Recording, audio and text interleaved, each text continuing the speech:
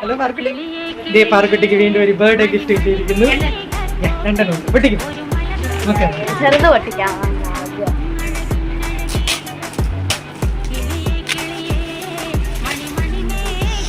ഇത് നമ്മളില്ലേ നൈനിന്റെ വീട്ടിൽ കളിക്കുന്നല്ലേ? യെസ്, ഇത് അടിപൊളി ഒരു ഗെയിമാണ് ഗൈസ്. Any guess?